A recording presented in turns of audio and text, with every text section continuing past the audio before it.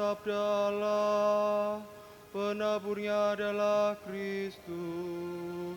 Setiap orang yang datang kepadanya akan hidup selama-lamanya.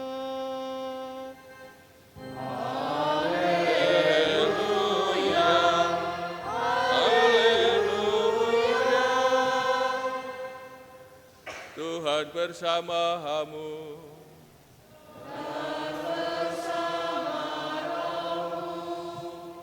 Inilah Injil suci menurut Markus.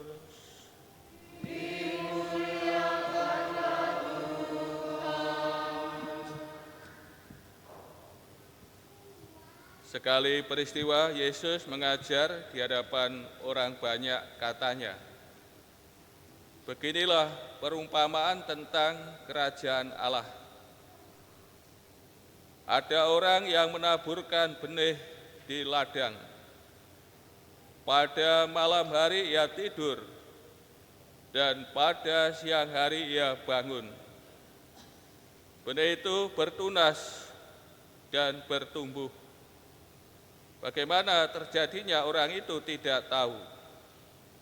Bumi dengan sendirinya mengeluarkan buah, mula-mula tangkainya, lalu bulirnya, kemudian butir-butir yang penuh isinya dalam bulir itu.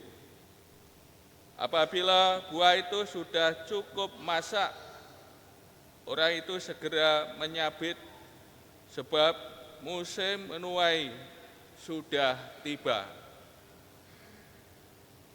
Yesus berkata lagi, "Dengan apa kita hendak membandingkan kerajaan Allah itu? Atau dengan perumpamaan manakah kita hendak menggambarkannya?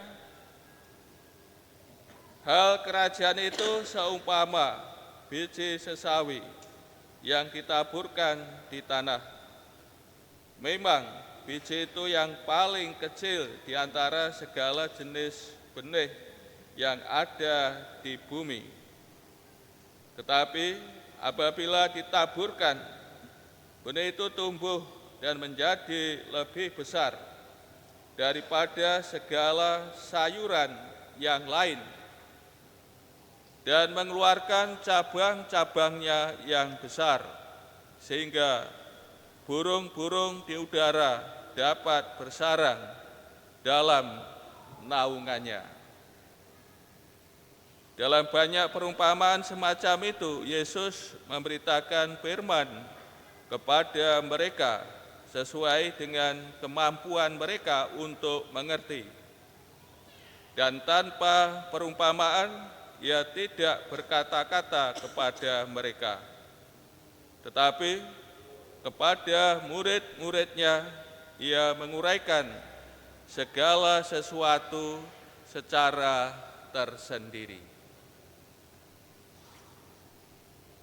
Demikianlah sabda Tuhan.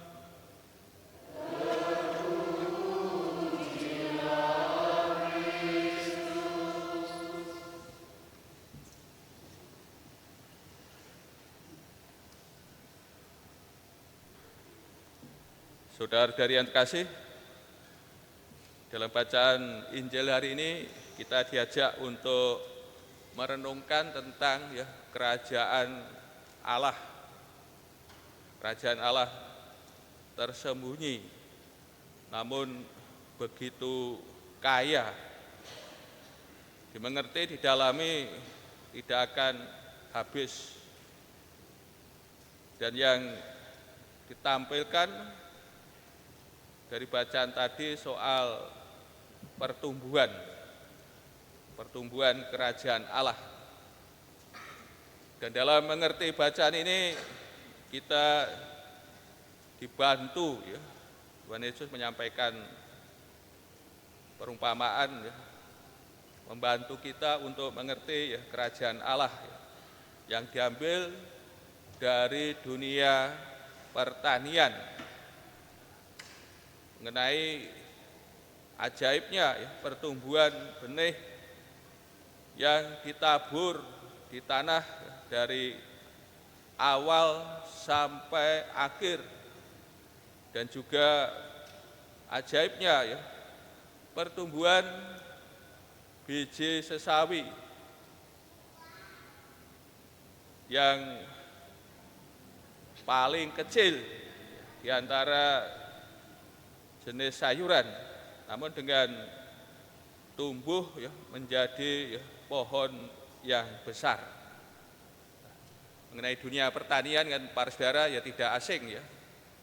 Kalau kita benar-benar memperhatikan soal benih yang ditabur ya, di tanah ya, ya begitu ajaib. Kalau kita perhatikan ya sebelumnya ya biasa-biasa saja, mungkin tidak berarti ya, kecil dan sebagainya ya. Namun ketika ditaburkan di tanah ya, tumbuh berkembang sungguh luar biasa ya, yang ada di situ. Kita menyadari dalam hal ini kurang mempunyai kepekaan ya terhadap apa yang ada di sekitar kita ya, mengenai pertumbuhan benih ini ya. Kalau kita sungguh mempunyai kepekaan ya, mungkin para petani juga mungkin ya tidak mempunyai kepekaan ya. Para petani penting nandur apa seterusnya ini, nandur, panen itu ya, ngunduh. Namun bagaimana misteri benih dan sebagainya mungkin ya kurang menjadi ya, pemahaman, pengertian ya. Ternyata di situ ada sesuatu yang luar biasa, ya, dahsyat. Pertumbuhan benih. Kalau kita perhatikan pada awalnya ya petani ya sibuk ya mempersiapkan lahan, menanam, menyiangi. Namun setelah ya, antara menanam sampai panen, di luar pertumbuhan benih ya, di luar kendalinya ya, bagaimana tadi disampaikan oleh Tuhan Yesus, pada malam hari ia tidur dan pada siang hari ia bangun, benih itu bertunas dan tumbuh. Bagaimana terjadinya, orang itu tidak tahu. Ini yang terjadi, bukan petani ini malas atau bagaimana, namun soal pertumbuhan benih ini ya di luar dari kendali petani. Ada dinamikanya sendiri mengenai pertumbuhan benih. Demikian juga Bapak kasih mengenai kerajaan Allah ya. Datangnya kerajaan Allah ya, misterius dan ajaib, melampaui pemahaman dan kesanggupan dari manusia. Sisi ajaib mengenai kerajaan Allah ya ditekankan kembali ya dalam perumpamaan tadi ya. Bumi dengan sendirinya mengeluarkan buah, mula-mula tangkainya, lalu bulirnya, kemudian butir-butir yang penuh isinya dalam bulir itu. Segi ajaib ini soal otomatis ya, tumbuh dengan sendirinya di luar jangkauan penanam. Demikian juga mengenai kerajaan Allah ya, yang terjadi. Saudara-saudari kasih, Apabila buah itu sudah cukup masak, orang itu segera menyabit sebab musim menuai sudah tiba. Tentu musim panen itu bukan ditentukan oleh perhitungan manusia, namun ditentukan oleh buah itu sendiri. Demikian juga mengenai menyabit, menuai ini menjadi gambaran ya dalam kerajaan Allah, menunjuk pada akhir zaman. Perumpamaan ini berbicara mengenai kerajaan Allah ya, pada saat ini, namun penyelesaiannya pada akhir zaman. Menyabit dan menuai merupakan gambaran yang positif mengenai penyelesaian kerajaan Allah ya, pada akhir zaman. Sisi keselamatan,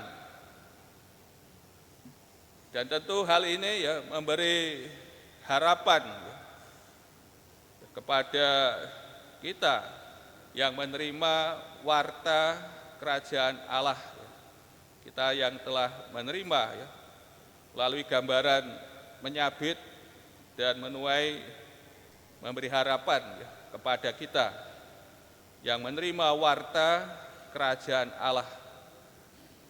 Dan harapan ini diteguhkan kembali dengan perumpamaan yang disampaikan oleh Tuhan Yesus ya, mengenai biji sesawi. Di sini dikontraskan dengan awal yang sangat kecil dengan akhir menjadi pohon besar. Biji sesawi ya, menurut perhitungan di sana ya di Israel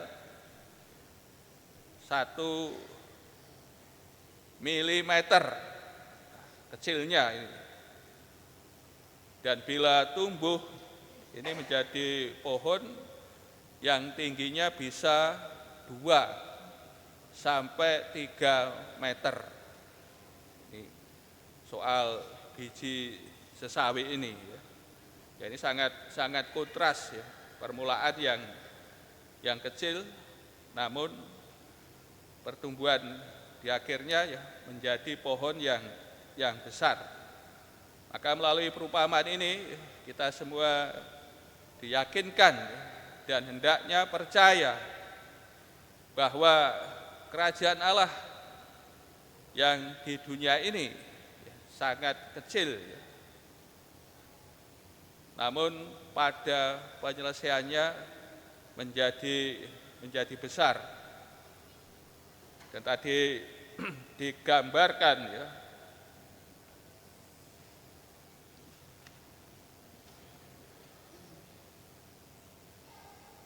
sehingga burung-burung di udara dapat bersarang dalam naungannya. Ini yang terjadi melalui perumpamaan ini, Pak Saudara kasih ya. Mungkin kita menyadari ya, kerajaan Allah ya, di dunia ini ya, begitu kecil. Kita pengikut Kristus kecil sedikit dibandingkan yang lain, mungkin juga dibandingkan dengan apa yang ada di dunia ini. Namun penyelesaiannya ya, ini sangat besar, memberi naungan ya, kepada siapa saja ya, memberi keselamatan, memberi damai. Maka kita ya, melalui perumpamaan yang kedua ini diyakinkan dan hendaknya percaya ya, menerima kerajaan Allah, mengimaninya ya, dengan sepenuh hati. Sudah dikasih melalui sabda Tuhan ini, kita telah ya, menjadi warga kerajaan Allah. Kerajaan Allah, Allah yang meraja, ya. Allah yang menjadi raja. Dan kita menjadi bagian di dalam kerajaannya, menjadi warga kerajaan Allah. Maka hendaknya kita menyadari, kita yang telah menjadi warga kerajaan Allah tentu mendapat anugerah, anugerah tersendiri. Bagaimana kita menjadi bagian dari kerajaan Allah ini tentu juga suatu yang misteri. Bagaimana Allah memanggil kita, mengundang kita untuk percaya kepadanya. Maka hendaknya kita sebagai warga kerajaan Allah menjadi warga kerajaan Allah yang baik. Kita diundang dan dipanggil untuk memberikan diri kita untuk terlibat di dalamnya, meneruskan warta kerajaan Allah, menjadi pewarta kerajaan Allah, menyumbangkan kemampuan kita diri kita untuk terlibat di dalamnya. Tentu yang memberi pertumbuhan kerajaan Allah tentu Allah sendiri. Namun kita semua diundang dan diikut sertakan untuk terlibat meneruskan warta kerajaan Allah ini kepada dunia, kepada orang-orang yang ada di sekitar kita. Dan juga kita yang telah menjadi warga kerajaan Allah telah menerima keselamatan, menerima berkat dalam Yesus Kristus, berkat kurbannya, kita tidak kekurangan rahmatnya, kita menerima rahmat yang berlimpah. Ini yang pantas kita selalu memuji, bersyukur kepada Allah kita. Dan soal penyelesaian kerajaan Allah pada akhir zaman, kita yang telah menerima warta kerajaan Allah ini akan juga mendapat anugerah, akan dikumpulkan bersama para kudusnya dalam kerajaan Allah. Hendaknya hal ini menjadi kabar sukacita, kabar gembira. Kita dengan sukacita dan juga dengan penuh semangat untuk mengimani kerajaan Allah, bahwa Allah telah berkarya dalam diri kita dan kita menerima dengan iman, dan pada akhirnya nanti kita akan mendapat bagian dalam kemuliaan yang dianugerahkan oleh putranya Yesus Kristus.